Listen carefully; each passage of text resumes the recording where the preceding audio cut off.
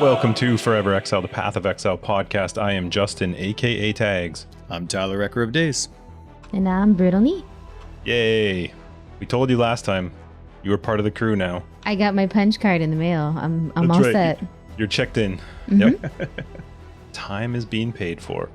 Are you doing your part here, Ty? This thing that you got, or are you just going to stare? Or is that saving? Are you saving that for later? You were pinking it. You were pinking All right. stuff. You know so what? Welcome. This is episode 81 of Forever Exiled. I hate We're up you. to 81. It's pretty awesome. Yep. It's pretty sweet. We've had BK for 41, 51, 61, 71, and now 81. Oh my goodness. Right? I think like that's a right. VIP, Yep, that's a the VIP trend. It's stamp been card. every 10, whether intentional or not. It just worked out that way. Awesome. Yep. And now you're this is going to be the greatest episode ever. Yes. Yes. Because it we is. have things to talk about. Yay. But it's partly your fault. Well, not necessarily your fault, but your podcast's fault because we love our lawns. And we haven't talked to you about 314 yet. So this is, and we're going to thank Aria from our Discord for this one, but this is going to be Brittle's League launch. Huh? Get it? LAWN launch episode.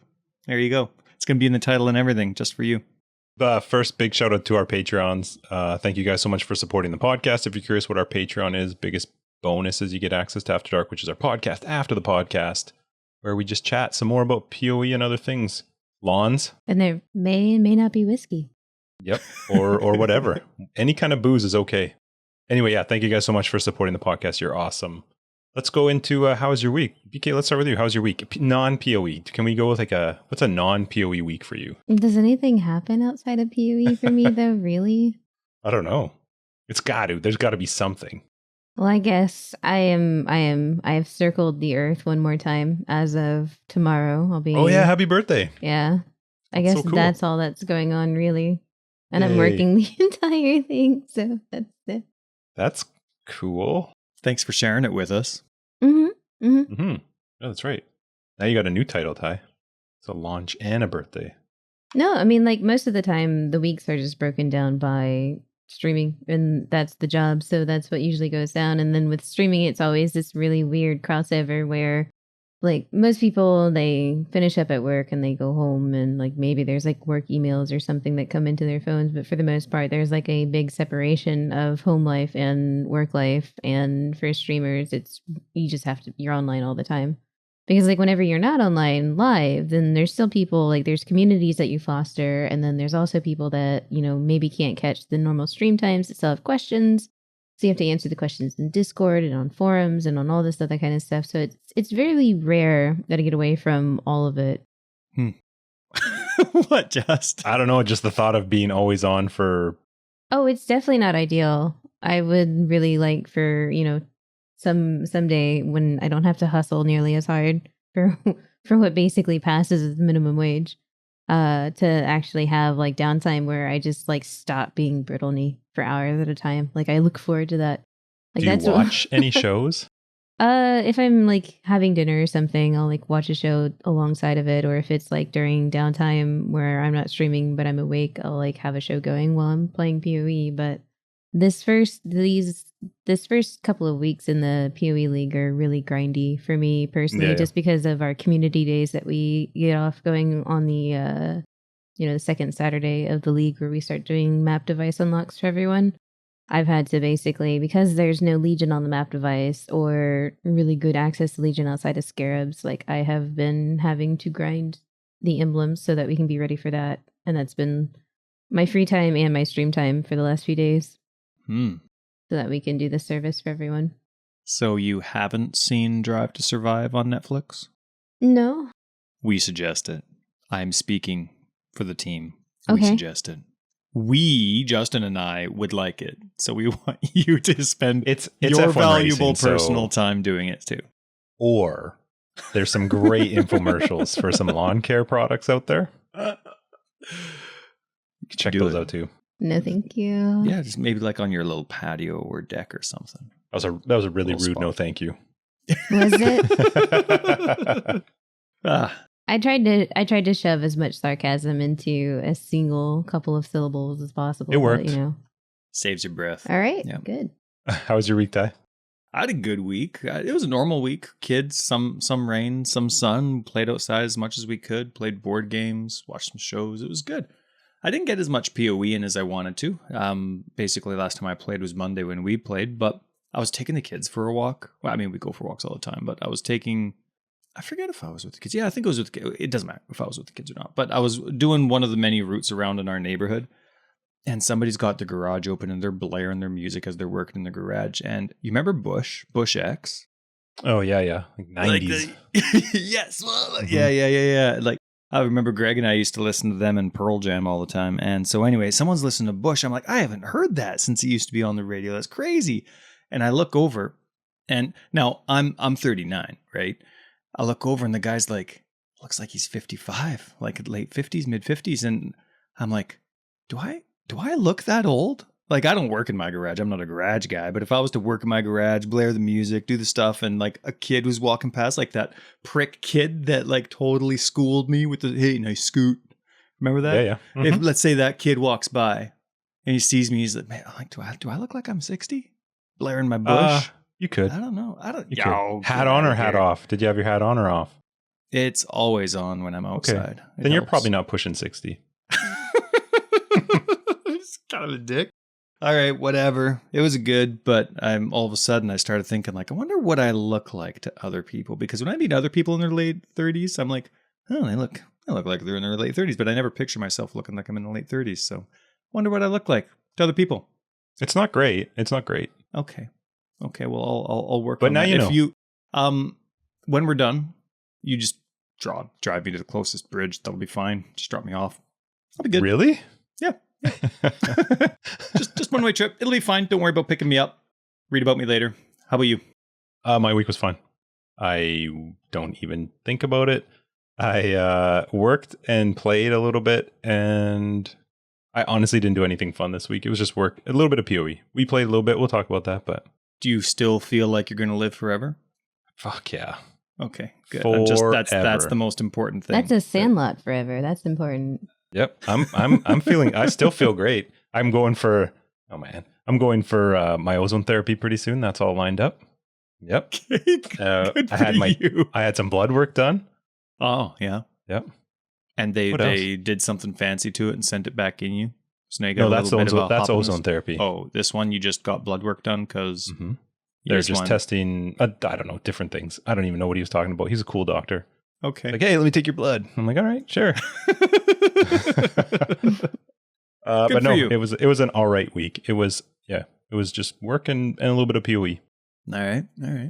How was let's do your PoE week, and we're going to leave BK to the end because I feel like she may have a little bit more PoE experience this week than us. Did you play? Well, with you, yeah. And I don't remember if I played Sunday night. I think I did. I think I had a broadcast this week, and then I also played with you. But it was actually a pretty busy week hanging out with people this week, so didn't get a chance. But I did want to make sure I got a couple maps in with the 3.14.1 and its hotfix. So I loaded the game up. I was able to come downstairs before the podcast, and I played about 25 minutes just to see what the changes were like. Didn't get the true feel for it because I'm still in white maps on my own. I only do red when I'm with you. But that was good. I mean, Burning Rage, I don't know what its beef is with me, but the Burning Rage trial is always last. It's like it waits. It's kind of like it's that top right Val fragment. Maybe they have. I thought they all had the same weight, but maybe not because it seems like Burning Rage only shows up after I've seen every other trial 5 times. Anyway, Eth found it for me, so I was able to log in and fully ascend, which was nice. Yeah, he was telling me that he was looking for the last one, and I was like, it's Burning Rage. It's always Burning Rage. That's right. So outside of the 3.14 update, when we were playing together, performance was garbage. Outside of 3.14, okay, so we're talking like before Ultimatum. Sorry. No. My apologies. Before 3.14.1, okay, performance was garbage when we were playing together. Like we were just playing. It was normal. It looked like Minecraft dumbed down to the 80s. It looked bad on a regular basis, but it was way better than performance on 3.13. Yes. Yep. So especially it was for still you. garbage. Especially for you. In terms of a threshold, in terms of quality, it isn't something that should have been released what we were playing at pre 14.1. But it's way better than it was for me in 3.13. I played today, but it was, like I said, it was only in white maps, and I didn't have any issues. But I mean, it's by myself. I'm not playing with someone else and someone else's crazy MTX and gear and all that kind of stuff. Just their skills. Just me, but I do have 14 minions running around with me. So, or hang on. Yeah, something like that. Anyway, it doesn't matter. So it was good. Dying? You're actually dying. This is going to be the best episode ever. No, you know how my ribs act up lots? They just haven't a lot. No? Okay. Well, it's since I broke my ribs long ago. What, you just can't start? You just can't breathe? Maybe you should sometimes stand up. It's like they just stab my lungs. That's what it feels like. Maybe stand up or something? No, it's okay. So it just hurts. Shut your face. God, can you die later? I will die. You're in the middle of this. After okay? AD. Please schedule accordingly. So anyway, cut some of that. Nah. But it was really nice to play. I enjoyed it, and it was nice to actually play with the 14.1 hotfix that we'll talk about in a little bit. Dynamic resolution did seem to partially work. It definitely didn't hit the 30 frames per second that I was aiming for, but I was at 15. And yes, 15 sounds horrible, but when you are used to 0 and then 5 for a second and then down to 0 for a second and 5, like 313 was for me, I'll take 15 frames per second. It's still not acceptable, but I absolutely was having a great time, having a good time, and hopefully dynamic resolution will be able to work up to 30 frames per second soon. But it was hilarious. You and I, we were pissing ourselves. This is the first league, including Delve, including all this stuff. This is the first league for me with my system. When I hit Alt, it freezes the game. Wasn't that hilarious? When we would show all the items on the game and it would actually lock it up for 3 seconds. And we weren't doing anything crazy. They were normal ultimatums. We weren't doing stuff that was insane yet. It was just normal ultimatums and normally alked maps. Hold Alt, 3 second downtime. It was crazy. It's really dumb. There's too much shit. They need to knock it off. Yep. Yeah.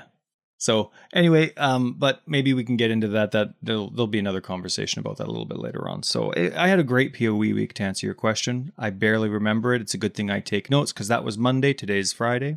But I had a good week. Go. I played with you on Monday, and it was fun. It was actually reasonable. The multiplayer side is a lot of fun now because the Ultimatum's one thing it has going for it is the multiplayer actually works quite well. Mm-hmm. Where we can kind of pick our own thing. It was playing like garbage, and we'll talk about the patches, but it was I can't stand all the crap on the screen. I can't stand how ugly ultimatums are. I can't stand how much loot is dropping. It just doesn't look nice. And then throw on top of the fact that half the time you can't see what was going to render. You couldn't see what was the award you were picking from. It did get fixed a bit with 14.1, but it was annoying. But it was at least fun to be able to play with somebody, and it was playable. Even despite all the stuff I just said, you could actually play, which normally you couldn't. And then I played a little bit through the week. I don't even remember why, because, we'll talk more about it, but I'm struggling a little bit with PoE right now. I'm just finding it boring, and it's early, which is weird. That is not you. You don't normally bail until the 4-week mark at the earliest. There's just nothing new endgame. The ultimatums are fun, but it's not new endgame, so it's just weird for me. I don't know. But we can get into that question, and then we can segue into Brittle. But this is the first league in a while where they haven't reshuffled the map. Does that have any value to you? Do you Atlas? feel like there's redundancy because the Atlas didn't get shuffled? I know they do it for league players. I never care which map is in which area as long as specific things are balanced, secret hideouts and that kind of stuff. Does that matter? Do you think that? I was certainly hoping for a non-static in-game, especially with the new Atlas regions. It would be kind of cool to see those shuffled up with the maps changing too. But ultimately, it doesn't really change anything aside from potential metas within the subset of a league where maybe this one notable area has this one particular map that's particularly good for it this league, but then that changes next league. The way that people were targeting atolls to farm Haywork Hamlet for Harvest Crafts last league, because Atoll is a very easy map to run very quickly. There's not much there. So it's quick to look for the harvest, quick to get out. And so like there's certain opportunities where like those things can align, especially if it shifts often. But I'm not completely like heartbroken it's not in there, but I'm not entirely like blah that it's was forgotten either. Like it'd be nice, but I understand. What is the reason? What is the why would they, what would be a reason to not shuffle maps around in the Atlas? Probably man hours. I don't know. I think maybe they feel with the complexity that now exists in the end game that shuffling it every time too would just create too much confusion. Excuse me. Syllables are important. Do you think maybe they just forgot and they put it out and they were like, oh shit? I would say it's more likely that they didn't have time. Mm-hmm. Because depending on how they programmed the new Atlas passives to function, they may have like hard coded it to certain regions only, and then now like they don't have the time to make it flexible or something like that. Depending on how the code went down, it could be easy or not easy at all to change such a thing. It seems easy to us because they're like, yeah, just flip it around, put that one there, and put it this one here. Aha! We never knew on their side. I think it could be because they redid some of the Atlas passives and maybe more than they wanted to. Maybe they had intentions of maybe tweaking them here and there, but they really changed them. And so maybe they intentionally didn't change the regions just so that they could see what the new patterns are with the same maps, but the new Atlas passives. Yeah, that's true too. They could still be feeling out the balance of the passives in the in-game. How was your week? PoE week. I got my little budget farmer online. I haven't run like an old school quantity build since like 3.8 or so. It's been a while.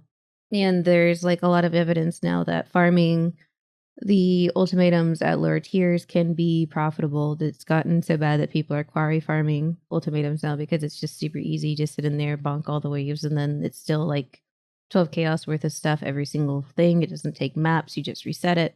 They're what farming? Quarry. The zone in the story. The map. Okay, yeah. sorry, yep. Like usually league in like the way quarry is set up, most of the time the league stuff spawns very close to the waypoint that you can see it. So you just go straight there and then use the waypoint to reset, go straight there, use the waypoint to reset. Not a lot of travel involved. And so since there's this prevalence towards, maybe staying in lower tiers to still get a similar amount of reward out of the ultimatum itself, I decided to dust off like this old school quant farmer. So a long time ago, in the old iteration of the Atlas, when there was like Shaper and then eventually Elder, most of the maps would either get shaped or eldered depending on your choice. There was an entire subset of people that would just basically run burial chambers at a low tier. So it'd be like a 2, 3, or 4 map. You'd alk it and go, but then you'd use these quantity farmers to then like basically get doctor cards by multiplying the amount of loot each monster would drop. And you just do that over and over and over again. And it was a common tactic that I used to use to fund my leagues. So I would just put the farmer together, go in, drop anywhere between 6 and 8 doctors and sell them, or put the headhunter together and then sell that, depending on how lucky I got with card drops. And so we're kind of like, I'm just sort of experimenting with like, can this return in a way? Because so much of the end game is focused on pushing to 14 and 16 maps and then doing all the end game. So farming the 10 invitations, farming the feared, farming this. And a lot of people don't hit that level of end game, or can't really do it reliably. And that was one of the really cool things about low tier quant farming was that like, anyone can out and go a white tier map and still have fun with it. And it's not buying sextants, it's not buying scarabs, it's not buying the right prophecies, it's not buying, all of the stuff that goes into high tier juicing or splitting delirium maps and all this other kind of stuff that used to exist. So combined with certain Atlas passives, the one that is really interesting right now to me is exotic goods in Tyrion's End. It is where an invasion boss drops a valuable item, and it doesn't seem to be tied to the map tier. It seems to be tied rather to character level or Atlas state, because I'm getting like the high tier sextants, the awakened ones, as rewards for this in a tier 4 map. I've gotten 6lings from it, get stacks of currency, like 12 silver coins at a time. It is a lot of just like valuable random stuff that seems interesting. Then there's like card drops in there is like I'm farming Coves right now.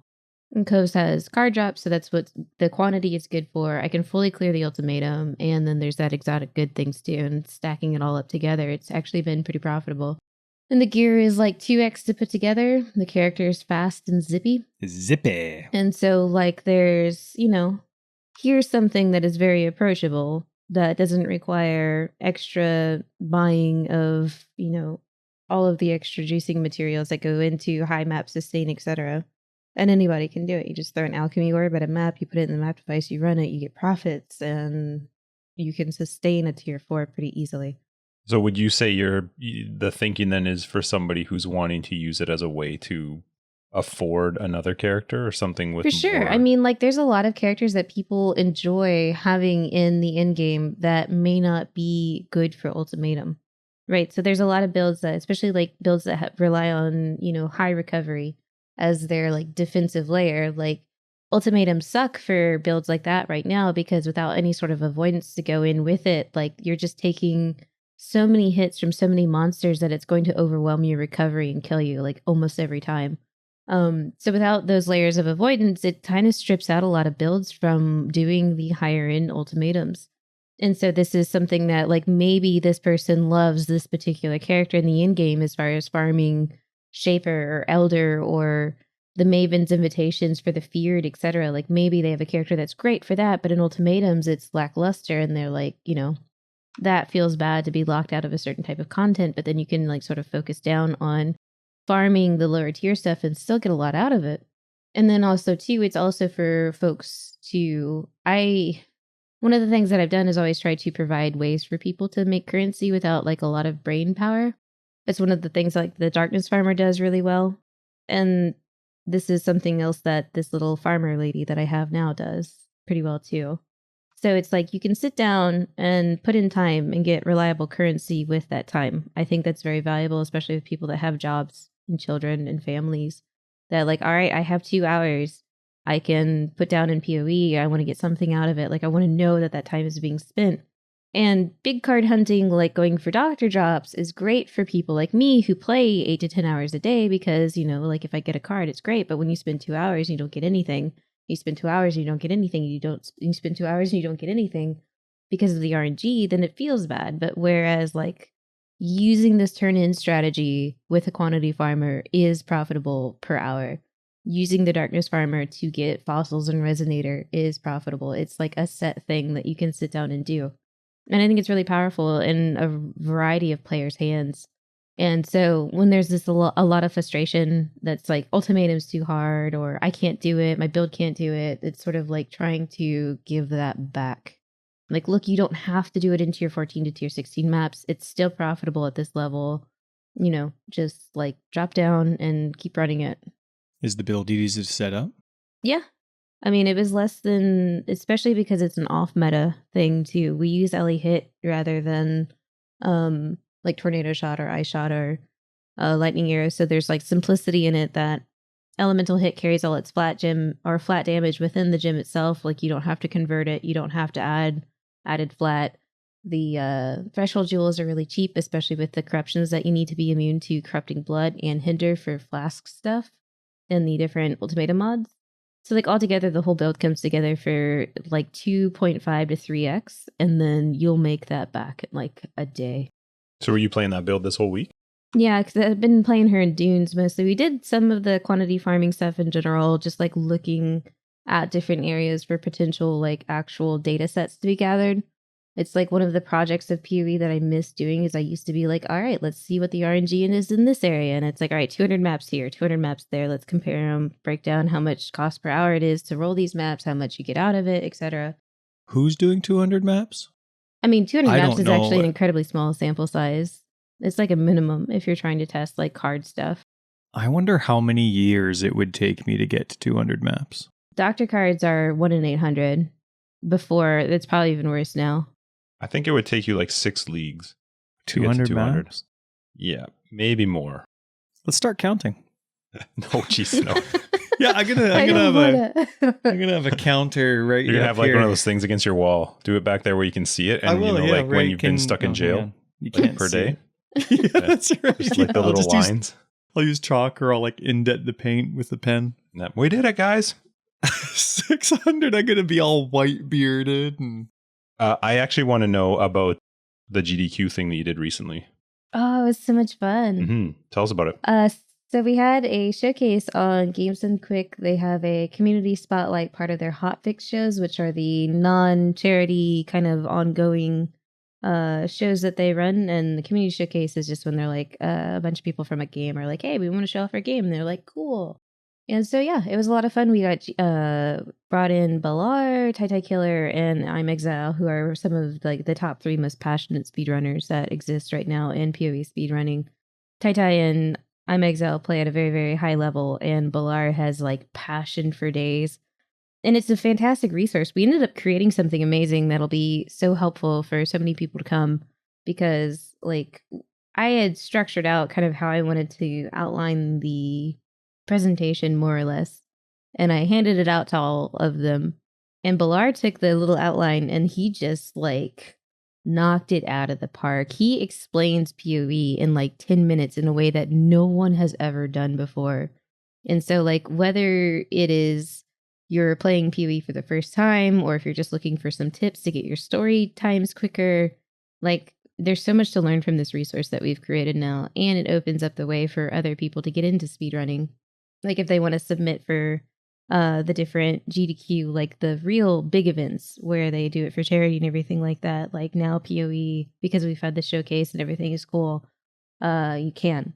And it's kind of lit a fire under my ass as far as supporting the speedrunning side of PoE racing. So that's pretty much where I'll be focusing on from here on out, is just working on this side of things.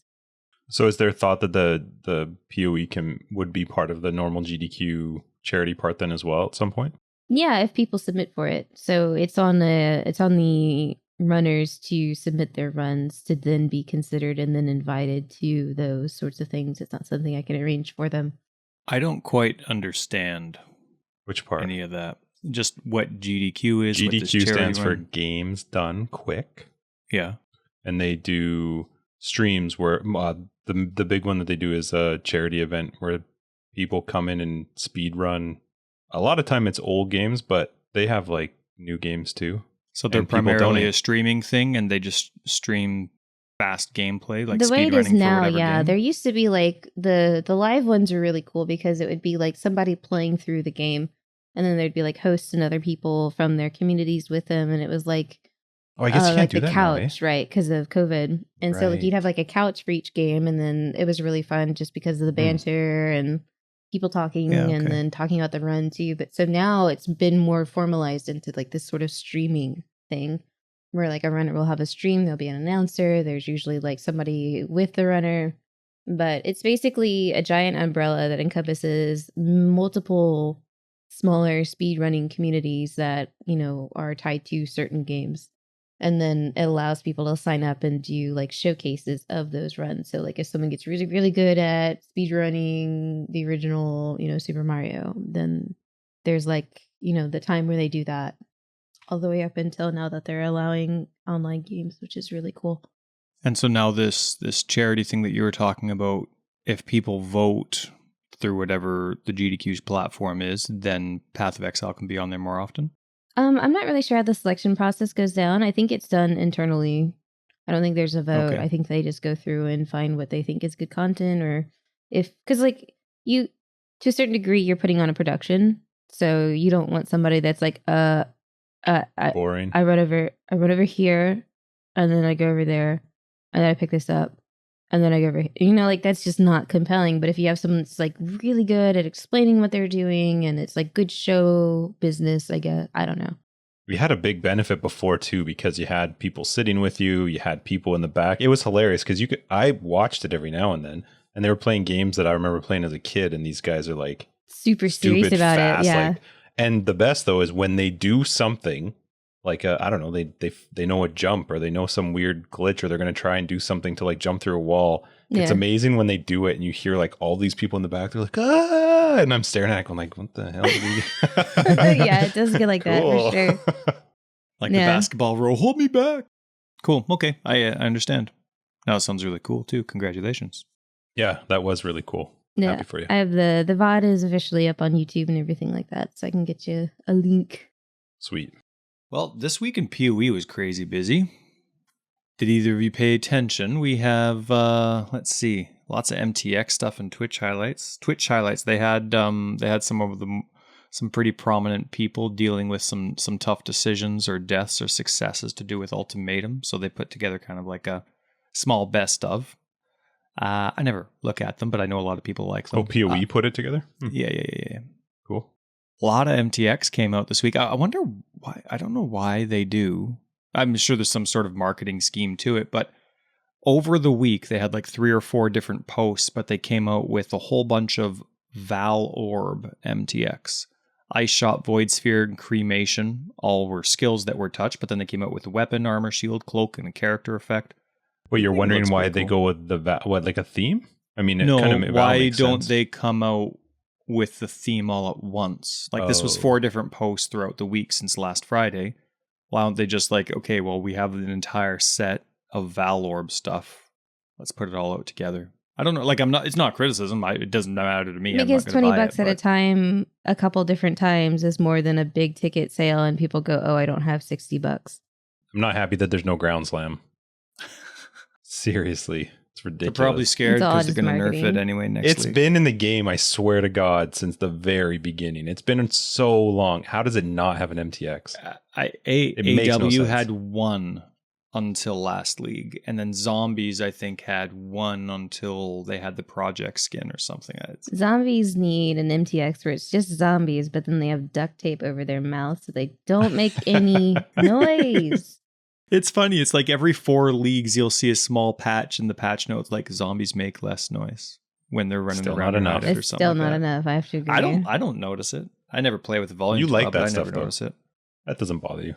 No, in your howl, like when we were playing the other night. God. And BK, that was really cool when you joined us. Feel free to do that anytime. Sure. But you and BK were talking about the howl. I didn't notice. I didn't care. You noticed. Like, you noticed. I don't care. You asked me about it. Oh, because she was talking about it. Yeah, it's the word cries. Ooh. It was just because, you're using it a whole bunch of times. When I played later in the week, I forgot to remove it because I bought 2 of them just so that I could annoy Tyler when we were playing.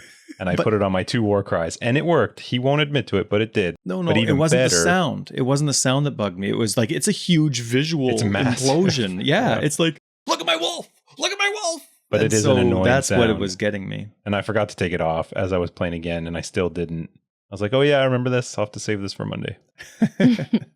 They also had, they're going on with more of their votes. Unfortunately, Cyclone won, but for the MTX voting thing. Like there's like 45 Cyclone MTX. Yeah, seriously.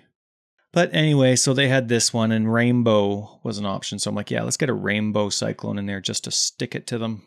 Cool. It'd probably sell like crazy, and I'd probably get it too if I was to ever do Cyclone again. PoE concept art, like we always say, actually, it was PoE 2 concept art. What the? Okay, hold on. I'm sorry. I just clicked on your link about the voting thing for Cyclone. What the heck is a cat tornado? How is this getting things and I can't get something for ground slam? That's winning the votes for a Cyclone effect. A cat tornado. People like cats. The fact that they missed the opportunity of it being Sharknado after those horrendously amazing, bad, awful, funny movies. Like they're a little bit of everything, really. Like Sharknado is a missed opportunity here. Oh my God. Okay, sorry. Go ahead. No, that's fine. There was PoE 2 concept art. So that was kind of neat because there's still images. It's not like you're pausing the trailer and feeling like, extra nerdy because you're pausing the trailers, which I do all the time and love. But so I got to stare at the concept art, and there was some really cool bosses, like the floating one that has the hands, like 8 hands for legs, like an octopus, but human hands. That was crazy cool. I like that they took the time to introduce all the different artists too and give us the ways to follow them. I just started clicking all the way down and following all of them. And I've actually found a lot more of GGG's staff are getting more into Twitter, which is fun too. Yep. A lot of the sound guys are on there now, and I'm like, yes. Yeah, they got the sound effects dude on there. It's awesome. Kane. I was like, thank you for saving Herald of Ice. People might have moved on and forgotten, but I'll never forget. Thanks for giving it back. And then we had this week, we also had 3.14.1 and then a hotfix for it. Massive patch. Tons. Well, this is your point one. You always ask, when does it go to point? Yeah. I don't know. This is it. We had one a couple others ago that seemed big enough to be a 0.1, but it didn't make the cut. So I guess they all sat around the board and were like, no, it's not a 0.1. But this is a 0.1, and then there's a hot fix. There was tons of big stuff that we could probably talk about. I only have a few pointers. Did either of you notice it or get excited about anything when it came out? I wasn't personally affected by any of the graphics issues, so it's like I know it's mostly a performance patch sort of thing. So I just go like, eh. Do you care at all about the capping of the rare monsters during Ultimatums? I mean, it makes them less rippy because before it was absolutely ridiculous. You'd get like one with sub fizz, one with crit accurate, one with speed, one with like proxy bubble, and then the proxy bubble one would protect like the 7 others. That was giving all of the little guys a billion auras, and then you're getting one shot by a white trash monster. Yeah. Because it's got like 70 auras it shouldn't have. So like I think the capping is actually pretty good for making the league mechanic more approachable to a wider variety of builds. I was saying to Tyler that I'm not in these exact words, but I don't think I have a fair opinion of the Ultimatums, because if I wasn't playing Crazy Leech, I think I would hate it. I don't think I would enjoy the Ultimatums at all, because I have done them up into red maps. I can usually do them right till the end, and sometimes they get a little iffy, but I can't imagine not leeching insane amounts. Yep.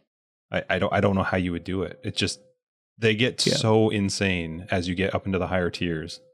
I don't think it was a very well thought out league in terms of them considering theory crafting and all the different ascendancies in their play styles. To me, I wrote down the cutting down the amount of rare monsters makes sense. I still want content to be crazy hard, but I want to see what's happening and I want to know who it's coming from. This helps a little bit with that for sure. But that's to me one of those things where it's like, okay, like there's no way you're playing this at the beginning before it's launched being like, yes, this is what we want. You know what I mean? This is something that should be happening, like one of those pre-launch fixes type of things, where you're actually thinking about the interaction of all these rare monsters, which you've done in all of your other maps. So why you would neglect that within the league, I don't know. I did do some of the standing stone stuff. Those extra big circles are awesome. I still hate them. Yeah, I don't. But like it's the one thing I skip. That one ghost that if it hits you 7 times and you die, coupled with standing circles, is just kind of dumb. But this lets somebody that doesn't know you can leave the circles actually have enough of an area to skip around, stay closer within a circle, not feel like they're wasting too much time, and have that mod associated to their ultimatum. So I did like it, and I did find those ultimatums a lot easier with both of those changes. So that was good. I mean, I was only in white maps. What else did I think? Entrances, you know what to they sub need? What? I mean, I don't like the circles anyway. I think they're stupid, but they need. Well, I don't get why everything has to be red. Like, why can't you make them with like a giant? I don't know, make like a giant tower or something up so I know where to go. Yeah, lightning circles, standing circles. Like you're literally just surrounded by red circles on the ground. Some you got to stand in, some you don't want to stand in. Yeah, and then the whole right. I can't stand. We talked about, I don't think I've ever complained ever in a single league or an episode about the amount of crap on the screen until this league. It's never really bothered me, and I know it's always bothered you, and we've talked about you can't see stuff, and this is the first league where I've been like, oh my god, there's way too much crap happening on the screen, and I just find it super annoying. And even visually the league can't. I remember visually the league, it's hard to see, even just with the like you said, the colors they chose. I remember I love BK's descriptions of like, you know, how the old elder boss battle was. It was gray on gray on gray on gray, and her exact same description. I remember BK when you said it of what was it? It was like red on red, and just in case you missed it, there's even more red. Yeah, right. Cyrus Talking about the Cyrus fight. Yeah, right. Yeah. So. And it's the same thing though here. Like, why does it have to all be the same color? It's because it's Val themed, so they're like, oh, let's make it thematic and make it all red because Val are red. Haha. I see that mentality at a table when you're making a decision, but then what about the user? Like, I feel like a lot of the times we're far down the list when it comes to these considerations. Like, well, it's the theme, so that's just the way it's going to be. But anyway, yeah. Entrances to sub areas, like Val side areas, are now disabled during an ultimatum encounter. So I wonder what people were doing in those circumstances. Probably accidentally that one leaving. stood up to Yeah, me. if like the ultimatum substance, you can like get out of the circle, unlike ritual. Like, and sometimes they can occur overlapping with other stuff. Like you can accidentally click on Alva or a side area or anything like that, and then if you leave the area, the ultimatum fails. Oh, There's no okay. popping back in. So it probably was by accident then. Yeah. Okay. It hoses clicking it. Alva would be the most annoying crap in the world during Ultimatum because you'd stop. You just stop and you're dead. In Ultimatum, if you stop, you're just done. That's why I don't like the circles one. Yep. Just in time. Yep. They enabled Razor Dance Ultimatum modifier, whatever that is. People were excited about it. It got held out. Do you know what that is, BK? BK? Now it's back in. It's like a little saw blade thing that kind of like shoots around the screen. It like will shoot, land in a little area, spin for a little bit, and then it's off somewhere else. The significant part of it, maybe? Is no, it blue? it looks like the Death Roombas from Lab, but smaller.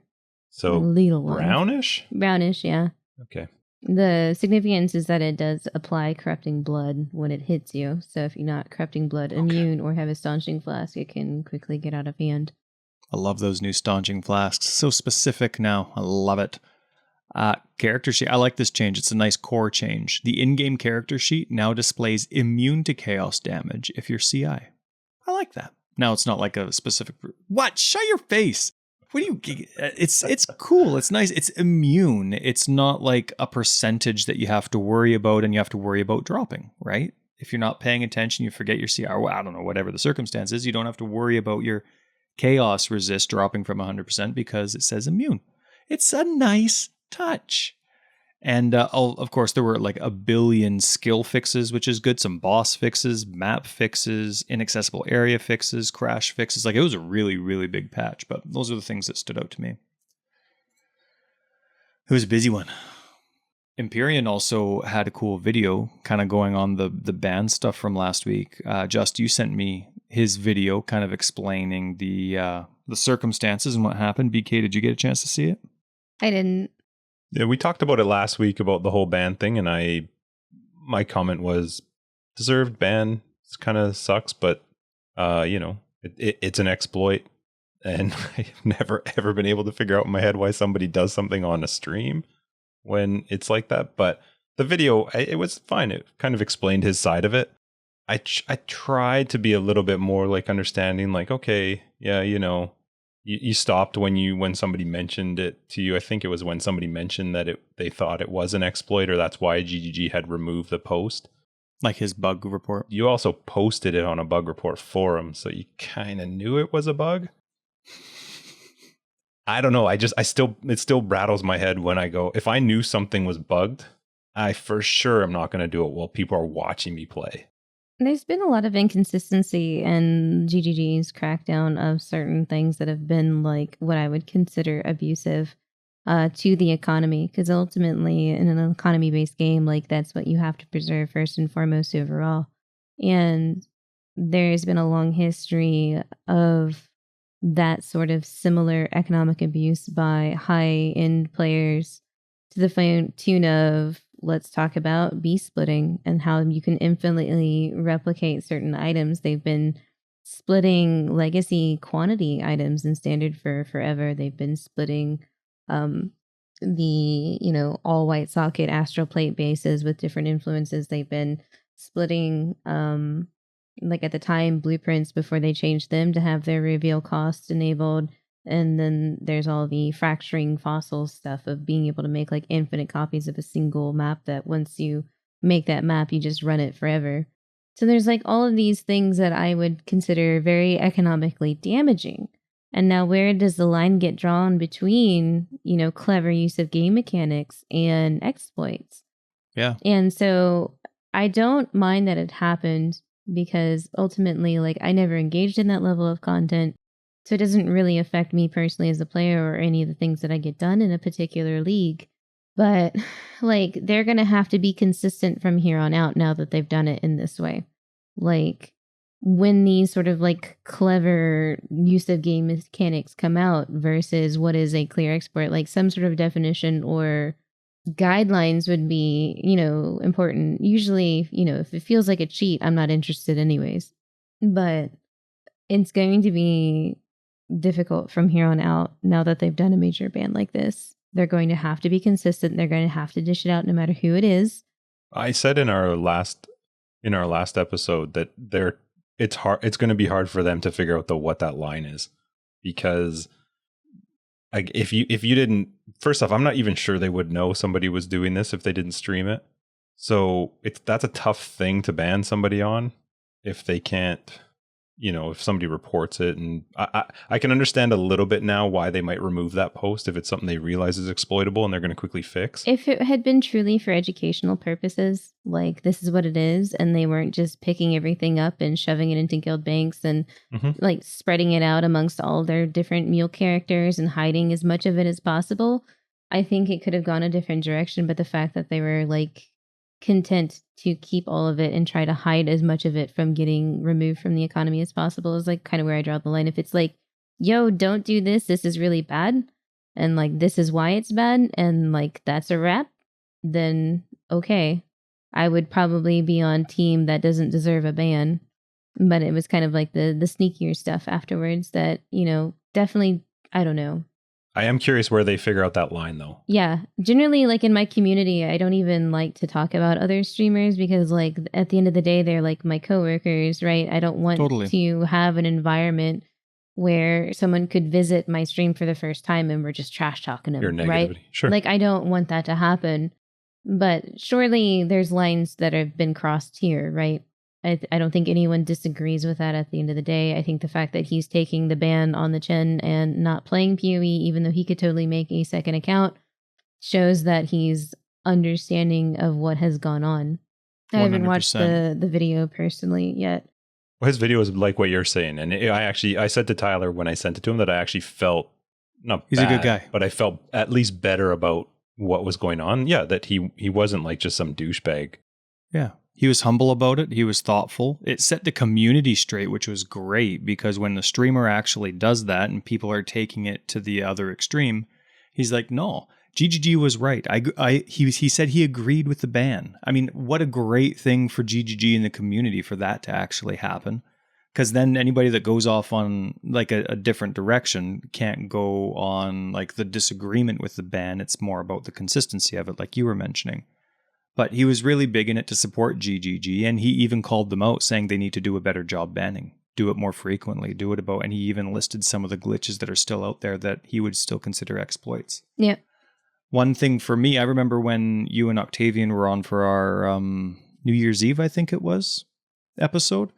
It was during Heist, and Octavian was talking about his XP exploit, how he would go back in or back and forth, and he would just grind like endless amounts of XP. There's a lot of different things where, like Justin was saying, you need to have like a line, right? Because that's something that he was probably doing on his broadcast. And at the same time, that's not what it's intended to be, but it's not loot. But it is XP, which is, really valuable. And so there is a very gray line until they get quite consistent with it. So I can see where gamers, no matter their experience level, would get kind of nervous with publicly announced bans. And the thing is that Empyrean is also established enough that he can take this on the chin. If that's something like that happened to me, not that I would be the person that would engage in that activity anyways.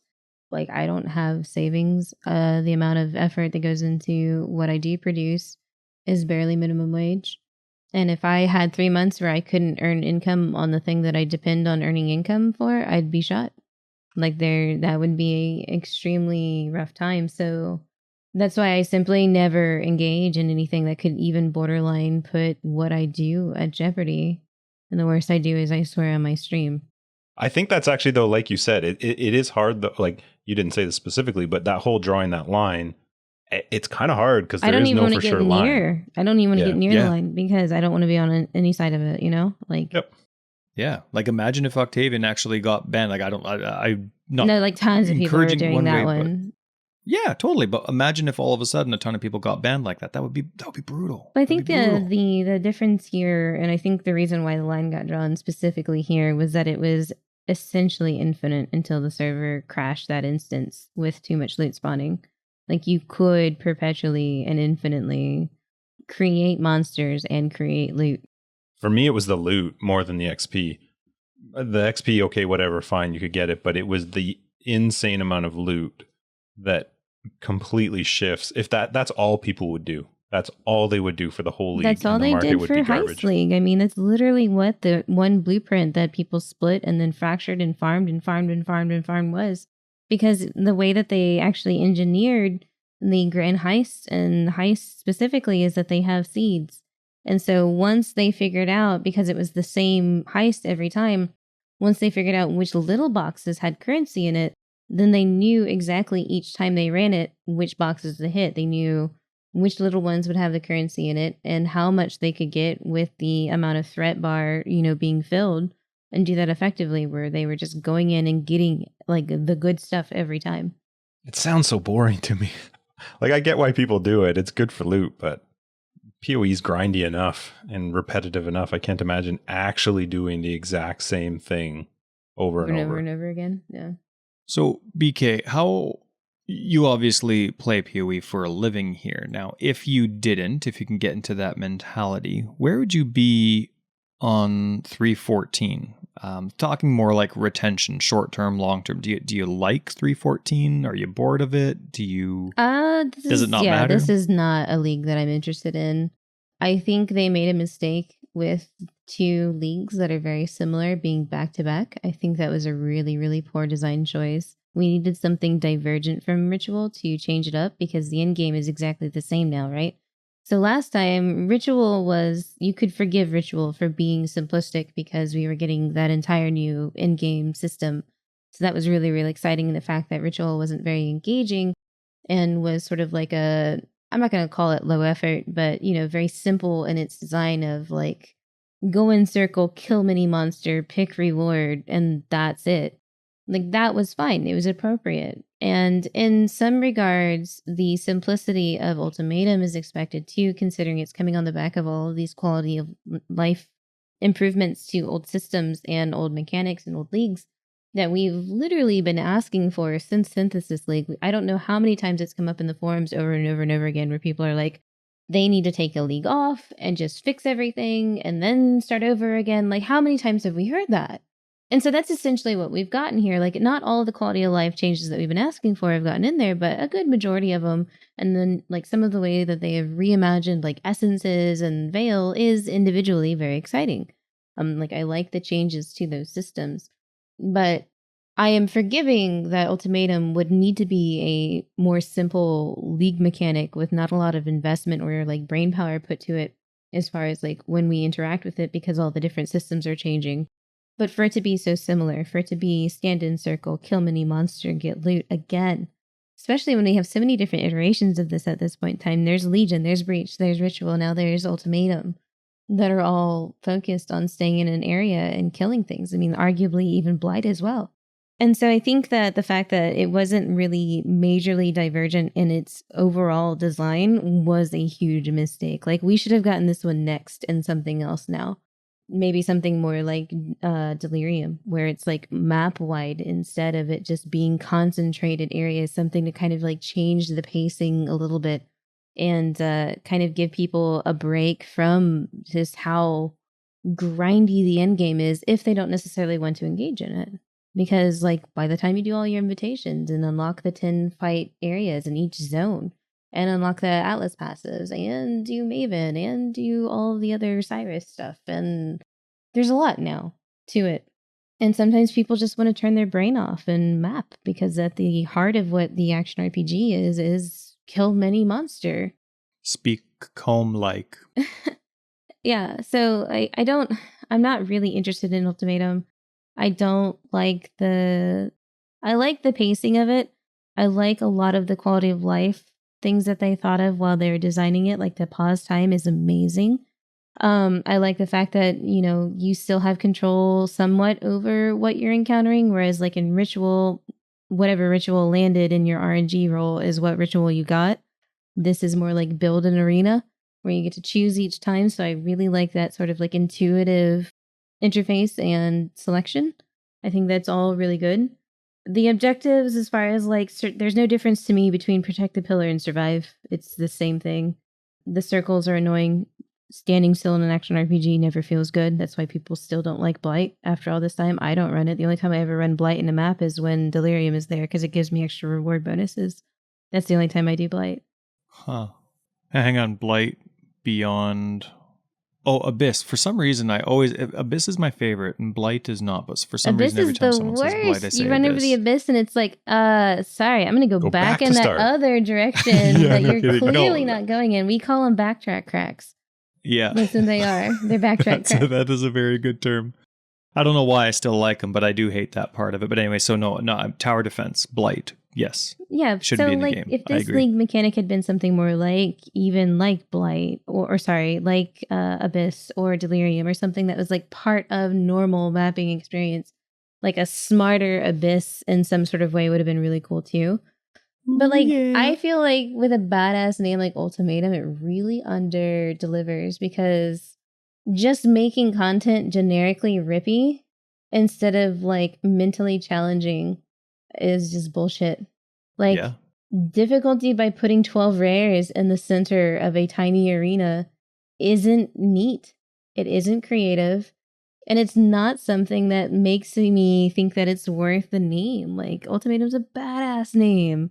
And like it's a win or lose scenario, but that's about the only thing that's like Ultimatum about it to me. Like that's the part I actually like about it. I like the fact that it brings that hardcore element to softcore, where you actually have to decide if you're going to keep going. But yeah, we've seen this with Heist, but it's also with Heist, you had a lot more stuff that you could lose. So at least like there was like sort of like the weight to it. You don't really see the rewards aside from clicking on it. So you don't really feel like you're losing them as much. I don't know. The pacing of the combat and the pacing of the waves and the pacing of clicking everything and how it incrementally gets harder and harder and harder. Like I enjoy all of that because no matter what the rewards are, when it finishes, there's always that like sight of like breath of relief that it's done. Like, so they've created good pressure, I guess, if we're going to like almost use it as like a soccer term. Like they've created really good instances of pressure, which you're trying to like control what somebody does. It's just like the reward side of it doesn't really sync up for me. Now, I'm not saying like there should be an exalt at the end of every single like wave 9, but it still feels really bad to be in like tier 14, 15, and 16 maps doing these, hitting wave 8. And it's like, yo, you want 120 Perandus coins? And I'm like, no, dude, I don't. I really don't. I can't even vendor them for wisdom scrolls anymore. These are useless to me. Yeah. So fun like, change. I understand where they have to balance certain things against like how much of these smaller currencies and everything are being produced. But that was the one thing that was great about Ritual is like, even if you had a window full of garbage, you could re-roll it. And even if you had a window full of garbage again, you could still pull out like sextants and chisels and alterations, or maybe you were looking to do some fossil crafting and there's a few fossils in there. Like you still had sort of like domain over what you were getting for the time investment. Yeah. And I don't think it needs to be like ritual levels of like selection, but it would have been cooler to see the modifier tied to a different reward each time. So if I needed fossils, I could be compelled to click on a more dangerous modifier to then get what I want, instead of it being like one window only with one modifier and then you go. I actually think if they didn't rush Ritual into the core game, that combining these two leagues would have been cool in core. I love some of the mechanics of Ultimatum, like the pause, the choosing, do I want to go forward, do I want to not? I think a lot of the mods you're choosing between are really dumb for an arena. Especially, like we've all said 1,000 times, an arena you can't see anything in. And you're not allowed to stand still in, but you don't even know if you're moving to somewhere safe or dangerous. You're just phasing everywhere. Circles, Ty. But circles. Yeah, right. That's right. But I loved Ritual because I like spending the time and looking at that screen. I'm like, well, do I want, beginning of the game, do I want a couple fusings or do I want a bunch of jewelers? Do I want that ring? Like, I like that selection too. So you combine both of them. And I think you have a really cool core element that isn't overloading the system of having yet another league mechanic joining core eventually. Yeah, they're definitely similar enough that smooshing them together would have probably been pretty easy. Well, maybe not like code-wise easy, but for us to engage with it in the future, easy. Yeah, no, we don't care about code. We're just fans of the game. Just what's retention like for you? This will be one of the bad leagues, I think, for them for retention. Yeah, it's fun. It's not that it's bad. It's just I don't see anything. I love what they did to everything else outside of it's not even like I don't like Ultimatum. I actually do. I enjoy it. I love seeing an explosion of 4 million items I'll never use at the very end of it. But I don't think Ultimatum's overall like a terrible thing. And I really like what they did with a lot of 3.14. I love how they redesigned a lot of the league-based stuff. But that's it. There's nothing new. There's nothing. I don't find like there's some grind for me at the end. I have almost zero interest in trying to do the whole trial master fight, doing like 14, 15 tier maps to get a chance to find him. Maybe you'll get to the final tier, or maybe you won't. I just don't have any interest in that. And then the inscribed ultimatums so far to me have been extremely meh. Like just, I don't find them very fun at all or exciting. But I just, on a personal level, this is one of the very first leagues where this soon into a league, I've been like, what other games are out there?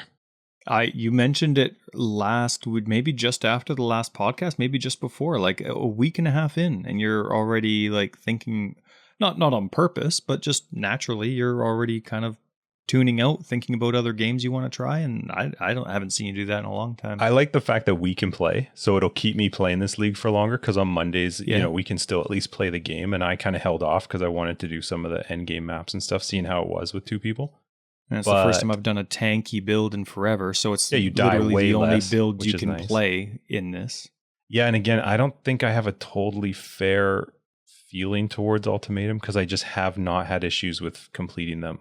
Well, yeah, but one of my issues with this is... I'm sorry, I interrupted. You go ahead. I can get to my issue anytime. I'm done. Okay, Team Tyler. One of my issues with this is the initial release and design of it. And BK, interrupt me anytime. Now. It wasn't well thought out for the amount of... Keep going, BK, keep going. You're doing great. It wasn't well thought out for all the different play styles that they encourage. This is a tank only or like a glass cannon only league, in my opinion. A balanced character will struggle in this league. No, I actually do disagree, because I think that builds that have moderate like investment into what are considered like the pillars of defensive layers, like it's mitigation, avoidance, and recovery built into one. If you have at least 2 of those, you'll be okay.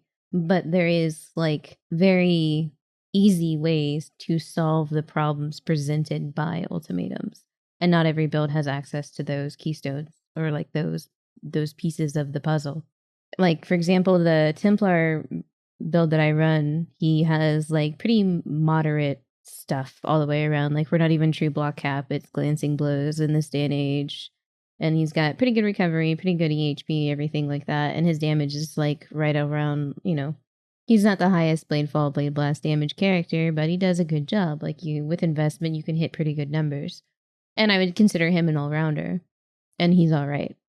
But like something that's like max block, gladiator, retaliation, bleed, like that kind of stuff is going to just like not even think about ultimatum. Or like a slayer with your crazy overleach and your ability to, with ground slam, stun things and stun lock them even, because they're monsters and not bosses. Like, these are defensive layers that are usually kind of not even thought about, that end up being incredibly important in this specific context.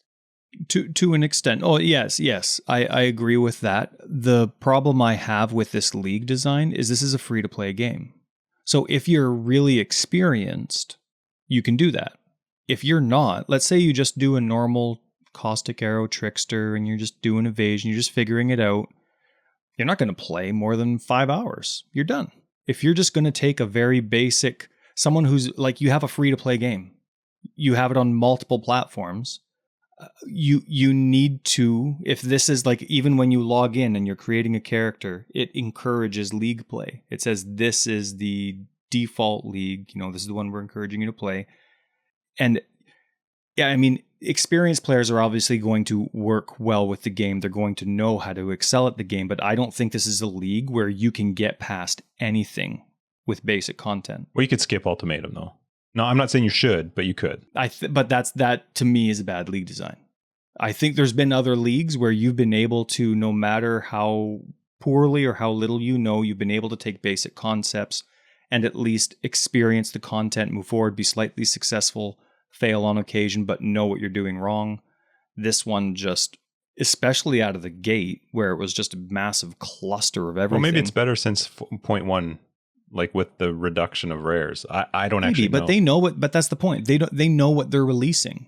And like for me, with like considering retention, how you release it is going to determine how long the league lasts, not the things you fix along the long run. It drives character progression, though, too, which is something that creates longevity in a league by forcing people to reconsider their builds, roll different ones, or invest defensively in the current ones that they have to solve the problem. But I guess the other side of that is that, hey, it's profitable at low levels, too. I mean, you can literally go to a level 50-something zone inquiry and still pump chaos out of this mechanic. It's not fun, but... Well, yeah, if you're higher up, but if you're just mapping for the first time, I don't want to respec, right? Even if I know what I'm doing, like if I just took, I don't know, I can think of an occultist, for example. You're doing somebody that's focusing on curses.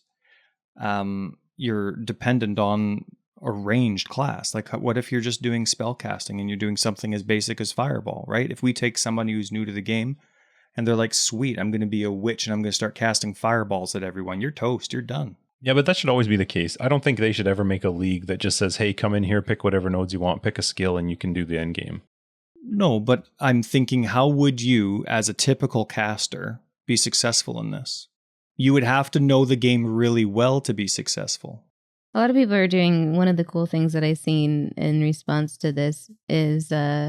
the new Freezy orb thing. I always forget what it's called. Hydrosphere with Hex Touch and Temp Chains, and they just leave it in the center of the arena and it just pulses Temp Chains on everybody. And you can just drag it around to where you are. So if you're doing the circle one, you drag it to the circle and you stand under it. It slows everything around you. Like, so there's definitely, like, that's one of the more creative parts of the game is like... I have Void Sphere on cast when damage taken. Yeah, you there's gotta clear definitely a lot bodies. of ways to go about it, for sure. Definitely a lot of ways to go about it. But I'm just saying it doesn't seem like it's something as a free-to-play game encourages people to keep progressing. Experienced people can have a lot more success with their theory crafting options and change things on the fly. Yeah, I don't know though. The only thing is like you okay, I kind of understand where you're coming from, but that's not new to Ultimatum. I mean, Ritual was exactly the same. It was by the time you got to the third or fourth altar, you were entirely packed in a circle you couldn't leave. So I don't know. There's lots. I think that always comes with a new league, that there's going to be some. I look back to when we played Abyss when it first came out, Syndicate when it first came out. It was impossible. I mean, this is coming from Tyler and I when we say impossible. The beginning, the league launch was brutal. It was really difficult content. Yeah. So it's kind of been a thing. I remember the Abyss rares. I was a newer player then too, and I went from Harbinger to Abyss where I thought I understood the game. Yeah. And the Abyss monsters were like, "Oh, do you have good physical mitigation? Because if not, I'm gonna like karate chop you for your entire life." Yep. And like that was an adjustment. Mm-hmm. Mm-hmm. Yeah. So I don't know. That's not anything new to grinding gear games. I don't think that. I have no problem with the fact that you should not be able to come into the game, pick any skill, combine it with anything you want, any items, and then just go willy-nilly. That's not my point, though. That's not my point. I think if knowing a tiny bit about the game, you should be relatively capable of doing some of the content. You shouldn't have to be very experienced and well-knowledged to do the basic content. I think you should a little bit more so than just like brand new to the game to be able to do end game stuff. I think it's a learning curve. Sure, but I'm talking like there's parts of the game where if I wasn't doing the build that I'm doing, just as I'm going through the campaign, where I'm like, there's no way I could do this with a different build that I'm thinking of. Are you talking specifically about ultimatums, though? Yes. Yeah. See, I Now, they changed it just recently, but they knew how they released it. They knew how they released it with infinite stuff, all those different rares, how crazy the screen is. There's no way that much is anyway, I'm repeating myself. You bring up the second point though that I wanted to make, and I think a lot of negativity towards 3.14 isn't about 3.14 specifically, but it's kind of like what you said. A lot of these issues, like not knowing what's going on the screen, that's not new to 3.14. People are just frustrated with it. I feel like kind of like 3.14's like the straw that's breaking the camel's back almost. You know, like 2 leagues ago, we had the apology about crappy quality from GGG. They're going to focus on it. 3.13 didn't really solve it. Kind of fair. It wasn't really their first league with the new mentality. You know, it was like split between both. This is the new one. Quality's been horrendous. BK hasn't experienced it, but quality's been horrendous for a lot of people. And as a free-to-play game, you can't expect players to have elite systems. You know what I mean? You need your game to be playable on the systems you're releasing it on, including console. And wrong. But I think it's just pile up after pile up after pile up. The game, I feel like fans are kind of fed up with GGG's low threshold for acceptable quality. That's kind of where I feel 3.14's adding up to be.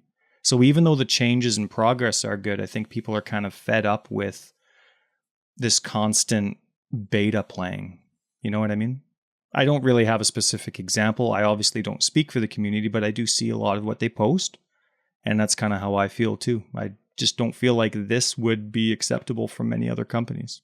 I don't really begrudge them tuning issues because it's really hard when you're trying to keep like league stuff under wraps and not have spoilers and leaks to your community that the people that you allow to test the product are few.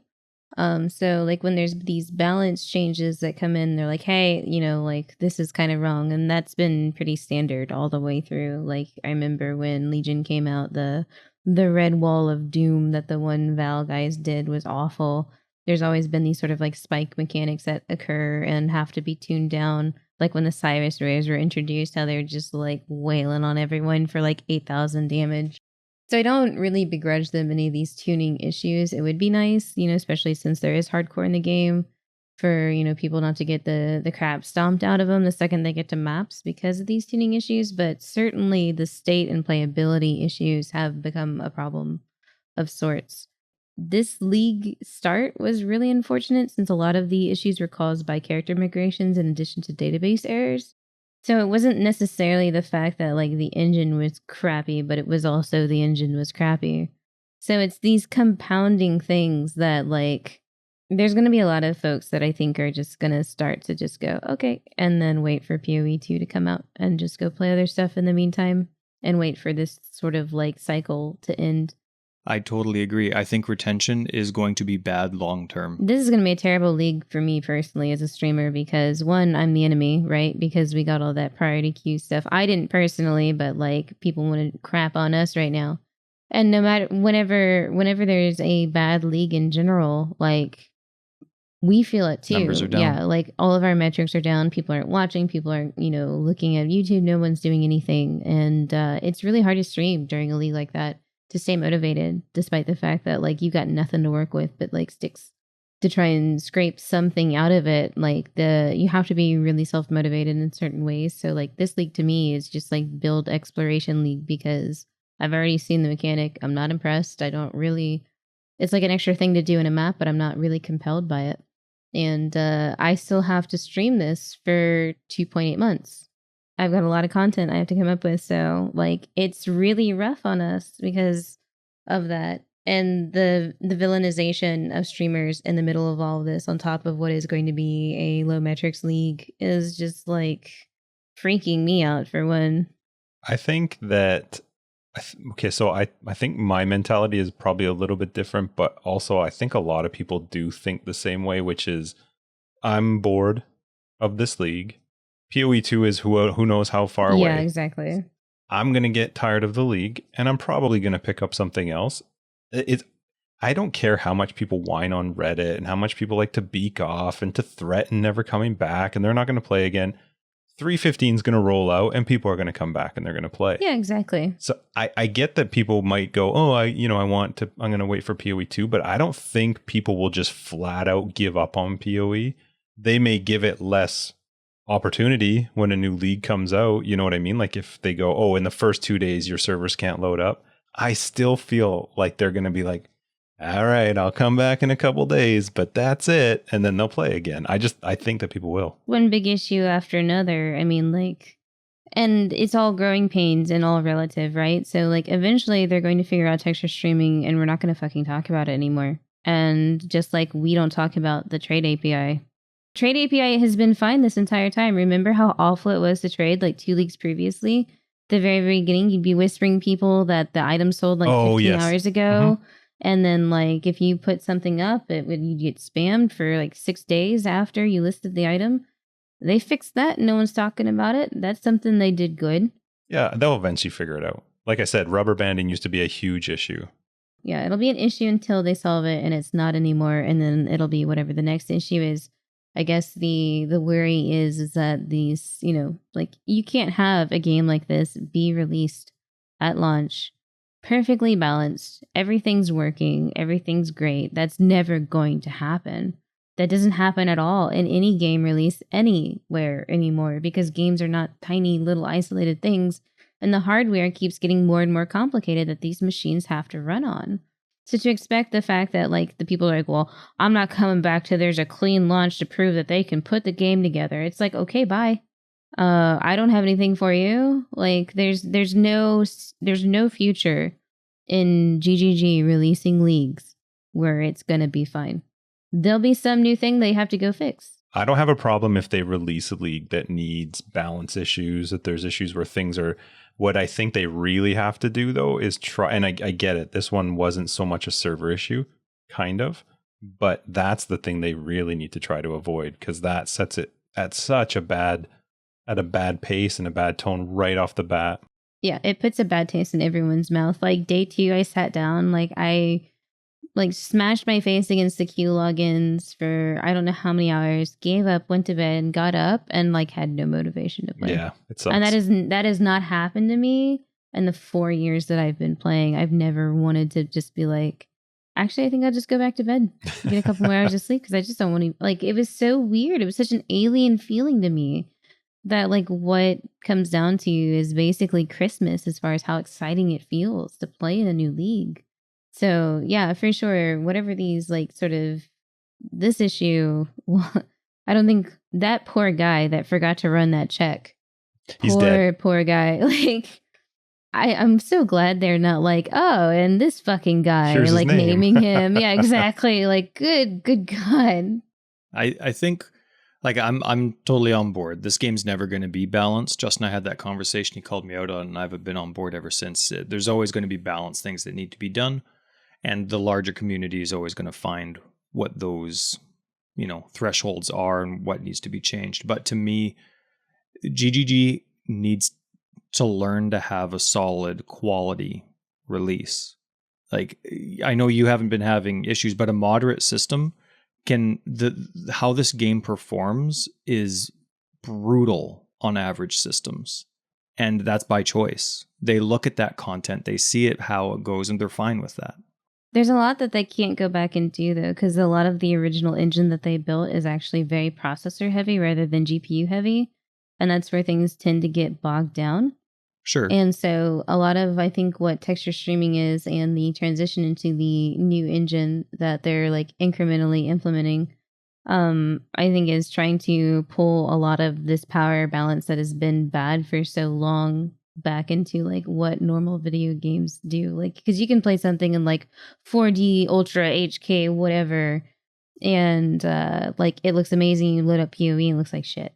Like that happens, and that's because True. Of the current engine and the way everything from how the textures are rendered to how the calculations go and everything like that. All of that takes place in like what would be in most video game like setups, not ideal ways of handling those computations or otherwise. Sure, but these aren't new. This isn't new information to them. They know how their system runs, but they don't make decisions based on how their system runs. So the league and the content that they're presenting, how things are put together, it's not about, well, our system can't do it, so let's do it. Like I said, this is the first time I've had to hold Alt, and my system actually freezes. The decisions aren't made around the current system that they have or the improvements. They make decisions the same way they always have, and they're just hoping it gets fixed over time. Like, as an example, when they came out with Harvest, right? They had Harvest. You called them out on it. A lot of other people did as well. 2 leagues later, they say, okay, we're changing it, right? Main reason, it conflicted with the cornerstone of their game. Their cornerstone of the game was loot, how loot drops. And that dropped loot, technically, outside of now that unveiling an item gives you a tier 1 mod, drop loot is like your way to get your, in a way, best gear. Sure, it's really, really rare, but that's where your tier 1 mods come from. And they want you to check out the items that are dropping. Item weight, scrolls of wisdom, right? Chris has mentioned that tons of times. So with items as your cornerstone of the game, they just re-emphasized this when they talked about Harvest, how it currently is now in core. Look at their default filter. Like, that is how you play the game. You know what I mean? This is what they give you to interact with the very core of their game. This game has been officially out for 7 years. And this is where the main interaction with the cornerstone of their game lies. And this is where it is. You have none in the drop-down menu or default. Otherwise, they expect you to somehow, like, again, as a free-to-play game, to just all of a sudden know how you can add a new filter to the game, or which fight filter would be good, which one won't be. They don't give you any instruction as to how even you can change it on their website. It's this, none, or default. And it's been 7 years. And it's that kind of mentality of, okay, well, that's fine. Well, people are getting around it. They've figured it out. Sure. That attitude just goes into everything else they have. That's kind of how I feel about it, but I don't work there. But the filter to me is like the example of their company attitude. Yeah, certainly to some expectations, you can say that they have sort of like failed to meet the mark as far as providing these quality of life things that third-party developers have come in and created, whether it's, some of the hideout stuff that exists, like Filter Blade, PoE, etc. Like, of course, there's all these tools that make the game like 10 times easier.